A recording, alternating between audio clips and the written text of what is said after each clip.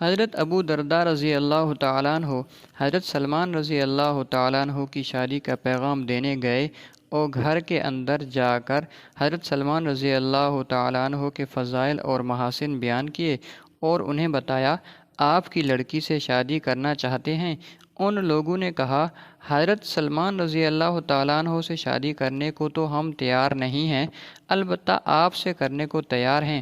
چنانچہ وہ اس لڑکی سے شادی کر کے باہر آئے اور حضرت سلمان رضی اللہ تعالیٰ عنہ سے کہا اندر کچھ بات ہوئی ہے لیکن اسے بتاتے ہوئے مجھے شرم آ رہی ہے۔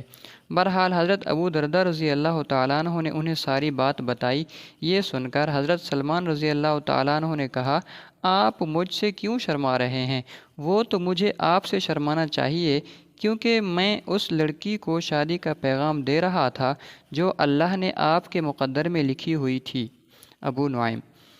حضرت عمر رضی اللہ تعالیٰ عنہ نے حضرت علی رضی اللہ تعالیٰ عنہ کو ان کی بیٹی حضرت کلثوم سے شادی کا پیغام دیا تو حضرت علی رضی اللہ تعالیٰ عنہ نے کہا میں نے تو یہ فیصلہ کیا ہوا ہے کہ اپنی تمام بیٹیوں کی شادی صرف اپنے بھائی حضرت جعفر کے بیٹوں سے کروں گا۔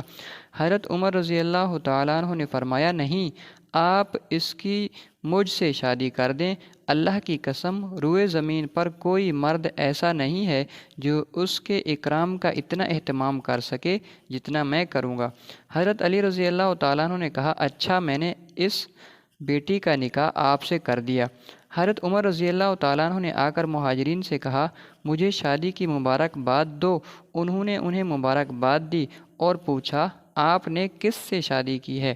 حضرت عمر رضی اللہ تعالیٰ عنہ نے کہا حضرت علی رضی اللہ تعالیٰ عنہ کی بیٹی سے، کیونکہ حضور اقدس صلی اللہ علیہ وسلم نے فرمایا ہے کہ میرے رشتہ اور تعلق کے علاوہ ہر رشتہ اور تعلق قیامت کے دن ختم ہو جائے گا۔